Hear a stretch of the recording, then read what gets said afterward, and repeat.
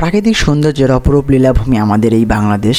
এদেশের চারপাশে ছড়িয়ে ছিটিয়ে থাকা সৌন্দর্যগুলো আমরা তুলে ধরার চেষ্টা করি আপনাদের কাছে। তারই ধারাবাহিকতায় আজ আমরা যাচ্ছি চায়ের শহর সিলেট। সবুজে মোড়া পাহাড়ের কোল ঘেঁষা পাথরের নদী, ঝর্ণা, বন কিংবা চা বাগান, কি নেই এখানে? আমার মতে যারা এখনো সিলেট ভ্রমণে যায়নি তারা বাংলাদেশের অর্ধেক সৌন্দর্য থেকে বঞ্চিত। তাই দেরি না করে আপনিও ঘুরে আসুন বাংলাদেশের সৌন্দর্যের স্বর্গরাজ্য সিলেট থেকে। সিলেট ভ্রমণের দ্বিতীয় পর্বে আপনাদের স্বাগতম। যারা সিলেট ভ্রমণের প্রথম পর্ব দেখেননি, ডিসক্রিপশন বক্সে লিংক দেওয়া থাকবে, দেখার অনুরোধ রইল। আজকে আমরা ঘুরে দেখব উপমহাদেশের প্রথম প্রতিষ্ঠিত চা বাগান মালিনীছড়া। ভারতের মেঘালয় রাজ্যের কোল ঘেঁষে গড়ে ওঠা বাংলার কাশ্মীর খ্যাত ভোলাগঞ্জ সাদা পাথর। আর দিনের শেষ ভাগে অচেনা কোনো এক সুরের সাথে হারিয়ে যাব বাংলাদেশের একমাত্র মিঠা পানির জলাবন রাতারগুল। আমার ময়না টিয়া আগুন মাসের দান তুলিয়া করমু তোমায় বিয়া। মোটামুটি একদিনে এই 3টি স্পট ভ্রমণের অভিজ্ঞতা জানানোর চেষ্টা করব আমাদের আজকের এই ভিডিওতে। তাহলে চলুন ভিডিওটি শুরু করা যাক। আমাদের আজকের ভ্রমণ শুরু হতে যাচ্ছে সিলেট শহর থেকে। সকাল 7টায় আমরা 5 ভাই রেস্টুরেন্টে নাস্তা সেরে রওনা দিই মালিনীছড়া চা বাগান দেখতে। আজকে আমরা সারাদিন ঘুরে দেখব আমিনুল ভাইয়ের লেগুনাতে করে। আপনারা যারা সিলেট ভ্রমণে এসে লেগুনা ভাড়া করতে চান, ডিসক্রিপশন বক্সে আমিনুল ভাইয়ের নাম্বার দেওয়া থাকবে, আপনারা যোগাযোগ করে নেবেন। ভাড়া পড়বে 2500 থেকে 3000 টাকার মধ্যে।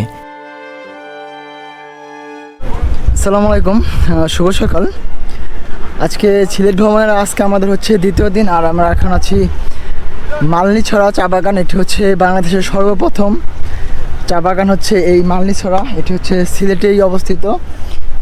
আর এখানে হচ্ছে আপনার একটু সাবধানে ঘোরাফেরা করবেন, কারণ এখানে প্রচুর পরিমাণে জোক আছে যা আপনাদের গায়ে রক্ত খেয়ে নিতে পারে, গায়ে লাগতে পারে। এখন আমি সব থেকে উপরে চলে আসছি, আমার নিচে হচ্ছে সবাই ওখানে ছবি তুলতেছে। মালিনীছড়া চা বাগান ঘোরাঘুরি করে আমরা এখন রওনা দিয়েছি বাংলাদেশের কাশ্মীর খ্যাত ভোলাগঞ্জ সাদা পাথরের উদ্দেশ্যে।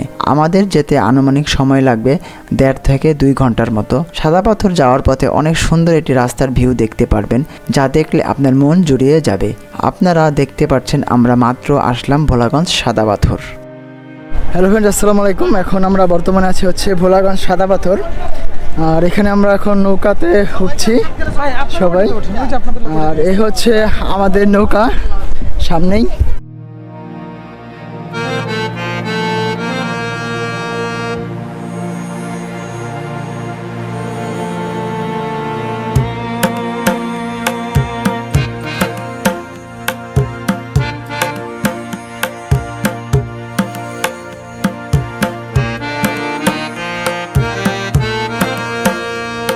আমাদের বোটটি মানে নৌকাটি সাদা পাথর থেকে মানে ঘাট থেকে এখন আমরা সাদা পাথর মেঘালয়ের দিকে যাচ্ছি। আর এখানে ক্ষণে ক্ষণে প্রকৃতির রূপ বদলায়। একটু আগে বৃষ্টি হচ্ছিল, আবার এখন রোদ উঠে গেছে। মানে এই জায়গাটি হচ্ছে এই ভালো এই মন্দ, মানে হচ্ছে যে এই এখনই রোদ উঠবে আবার এখনই বৃষ্টি, এরকম একটু ওয়েদার এখানে। আর আমার পিছনে দেখতে পাচ্ছেন সেটা হচ্ছে মেঘালয় এবং মেঘালয়ের পাহাড়।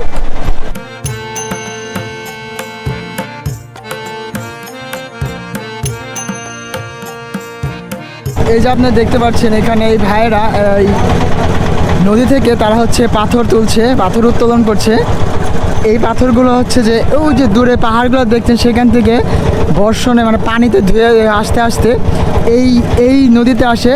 এখান থেকে তখন তারা পাথরগুলো তুলে তারা এখানে বিক্রি করে। আর এই পাথরগুলো ঢাকা বাংলাদেশ সব জায়গাতে এইখান থেকে এই পাথরগুলো ট্রাকে করে নিয়ে যাওয়া হয়। এবং আমরা যে বাড়ি তৈরি করি এইখান থেকে এই পাথরগুলো দিয়ে রাস্তা, বাড়ি, বিভিন্ন সেতু তৈরি করা হয় এই পাথর দিয়েই। আমরা হচ্ছে সেই ভোলাগঞ্জ সাদা পাথরের যে মেন স্পট আছে সেখানে চলে এসেছি। আর ওই যে পিছনে সেই মেঘালয়ের পাহাড় এবং কি মেঘ দেখা যাচ্ছে। একটু আগে বৃষ্টি হলো, আবার একটু পরে বৃষ্টি আসবে আমি শিওর, কারণ এখানে এই বৃষ্টি এই রোদ দেখা যায়, এরকম একটা মেঘ বৃষ্টি রোদের খেলা চলে। খুবই অসাধারণ চমৎকার একটি জায়গা।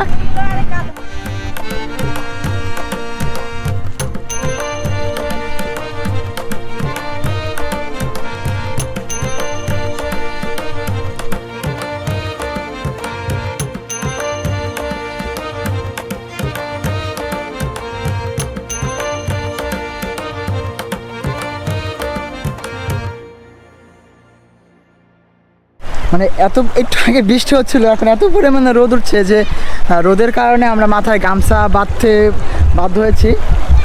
আর খুবই চমৎকার লাগছে, এই পানি এত ঠান্ডা কারণ এই যে আপনার যে মেঘালয় যে পাহাড় দেখছেন এখান থেকে সেই পানিগুলো আসে এখানে, আর সেগুলো হচ্ছে মেঘালয়ের পানি এগুলো। আর যে পাথরগুলো দেখতে পাচ্ছেন এখানে যে নিচে, এখানে কিন্তু খুবই পাথর, অনেক পাথর, খুবই সাবধানে হাঁটতে হয়। আর এই যে পাথরগুলো এইখানে ওই যে পাহাড় থেকে পানির সাথে ধুয়ে ধুয়ে মানে পানির সাথে এখানে ভাসতে ভাসতে এখানে চলে আসে এই পাথরগুলো। আর এইখান থেকে পাথর কালেক্ট করে কিন্তু সেই বিভিন্ন জায়গায় বিক্রি করা হয়। মানে এখানটা হয়েছে কি যে পানির এত পরিমাণে স্রোত যে আমরা পাথরের উপর দিয়ে হাঁটতে পারতেছি না, মানে আমাদের হাঁটতে অনেক কষ্ট হচ্ছে, পরে যদি ধরছিলাম। এখানে খুব সাবধানে হাঁটাহাঁটি করতে হবে, তাছাড়া গোসল করতে হবে, তাছাড়া কিন্তু ব্যথা পেতে হবে। অনেকে কিন্তু এখানে পা কেটে যায়, পা ভেঙে যায়, এমনও রেকর্ড আছে। আর এখানে আসতে হচ্ছে আপনার এই যে সাদা পাথরের এখানে আসতে আপনার সেই ঘাট থেকে এখানে আপনার নৌকা ভাড়া নেয় হচ্ছে জনপ্রতি 100 টাকা করে। আপনারা 8 জনে একটি নৌকা উঠতে পারবেন, সেই নৌকা ভাড়া 800 টাকার মতো নিয়ে থাকে। ওই যে পিছনে একটি বিল্ডিংয়ের মতো দেখা যাচ্ছে, ওটা হচ্ছে একটি মসজিদ এবং কি ওই সীমানাটা বাংলাদেশের ভিতরেই পড়েছে। আর ওই মসজিদের ওই পাশে হচ্ছে ইন্ডিয়ার সীমানা। আর কি বলবো, জায়গাটি সে মুগ্ধ আমি যে প্রকৃতির এত সৌন্দর্য রূপ, আসলে এখানে না আসলে আমি বুঝতে পারতাম না যে এত সুন্দর এই সিলেট শহরটা। সবাই একবার করে সেই সিলেটটা ঘুরে যাবেন, খুবই ভালো লাগবে। সিলেট ভোলাগঞ্জ সাদা পাথর থেকে এই ছিল ভিডিওটাই। এখন আমরা যাব হচ্ছে রাতারগুল দেখতে।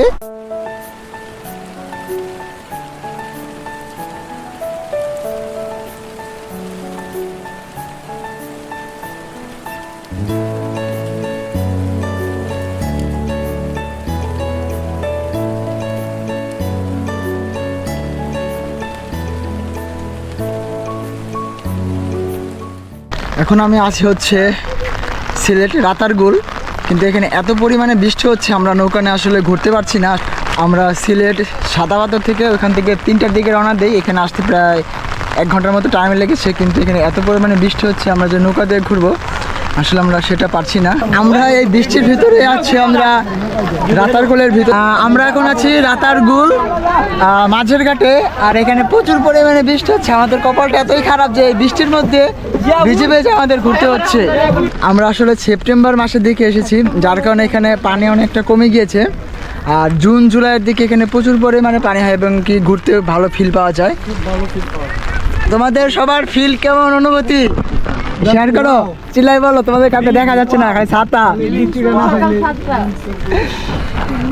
আমরা হচ্ছে যেমন একটা ম্যানকে চিপার মধ্যে পড়েছি, যা বলার মতো না। আমার কপাল মানে এতটাই কপাল খারাপ, গাড়িতে প্যান্ট কিছুর সাথে বেঁধে প্যান্ট ছিঁড়ে গেছে। তারপরে আবার কি হয়েছে যে লুঙ্গির চেনের ভিতরে আমার লুঙ্গি আটকে গেছে। মানে এরকম কেন কপাল খারাপ হইলে পাই আর কিছু বলা থাকে। একেতে বৃষ্টি, ওয়েদার খারাপ, আবার চেনের ভিতরে লুঙ্গি আটকায় যায়, কি এক অবস্থা। হ্যাঁ বলো। আপনারা যাকে ফলো করেন তার আজকে চেনের ভিতরে লুঙ্গি আটকে গিয়েছে। আর এর থেকে কষ্টে আর কিছু হতে পারে না যে চেনের ভিতরে লুঙ্গি আটকা যায় ভাই। চেনের ভিতরে লুঙ্গি আটকা যায়, মানে আপনারা ভাবতে পারেন যে লুঙ্গি আর চেনের সাথে কি সম্পর্ক। লুঙ্গিতে তো কোনো চেন থাকে না। আসলে হয়েছে কি যে মানে ব্যাগের ভিতরে লুঙ্গি রাখছি, লুঙ্গি বের করতে যায় লুঙ্গি আটকে গেছে চেনের ভিতরে। গুড়ি গুড়ি বৃষ্টি পড়ছে, এর মাঝে আমাদের নৌকা ভ্রমণ হচ্ছে রাতারগুলের ভিতরে। এটা হচ্ছে বাংলাদেশের একমাত্র মিঠা পানির বন এবং এটা হচ্ছে খুবই চমৎকার সুন্দর আল্লাহর তৈরি, কি সুন্দর প্রকৃতি আমরা উপভোগ করছি, কিন্তু ভালো মতো উপভোগ করতে পারছি না এই বৃষ্টির কারণে। ফিলিংস আসলে খুবই স্যাড আমাদের। ভাই আপনার নামটা? আমাদের বোট ড্রাইভার ভাই, আপনার নামটা? আইনুল হক। আমাদের বোট ড্রাইভার আইনুল হক ভাই, তার সাথে নিয়ে আমরা ঘুরছি এই সিলেটি ভাষায় বলে আমাকে পিছলা মামু। আর সিলেটি ভাষায় মামুকে নাকি সবাই পিছলা মামু বলে। পিছলা মামু বলে কেন আপনারা? বেশি পিছলা মাতমাতি। ও মামা আসলে বেশি পিছলা মাছলা মাতমাতে, মানে আমি কিছুই বুঝি না যদিও মামা কি কইতাছে মামার ভাষা, কিন্তু খুব ভালো লাগতেছে। ওই রাতার গুলে আইসায় আমার মাতাল মাতাল লাগে, ওই রূপ দেখি আমন পিঞ্জরায় সুখের পঙ্কি জাগে। পারতাম যদি তাই কাজাইতে ওই রাতার গুলে জিনুক মালা গাইতা কাটাই দিতাম জীবন তারে আমার মন বসে না শহরে ইট পাথরে নগরে তাই তো আইলাম সিলেটে তাই তো আইলাম সিলেটে তাই তো আইলাম সিলেটে তাই তো আইলাম সিলেটে। মামা আমাদেরকে খুবই চমৎকার সুন্দর সুন্দর গান শোনালো। আমরা হচ্ছে এখন রাতারগুলের একদম ভিতরে প্রবেশ করেছি আর জায়গাটি খুবই চমৎকার, খুবই সুন্দর।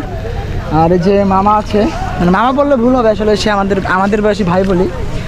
এই যে ভাইটি খুবই সুন্দর চমৎকার গান শোনায়।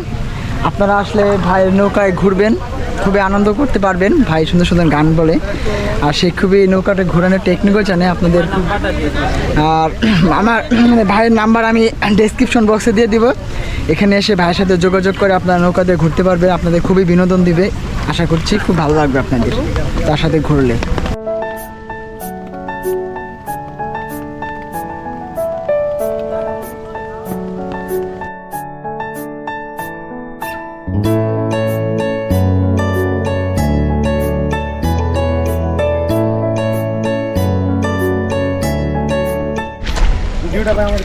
এই জায়গাটি হচ্ছে ভয়ঙ্কর সুন্দর একটি জায়গা। আসলে এখানে এত সুন্দর সুন্দর জোস জোস ছবি ওঠে যা বলার মতো না। যেহেতু আজকে বৃষ্টি, আমরা ওরকমভাবে ঘুরতে পারছি না, ছবি তুলতে পারছি না, বাট তবুও ভালো লাগছে। আল্লাহর তৈরি সব জায়গায় সুন্দর, যেটা এটা প্রাকৃতিক একটি জায়গা।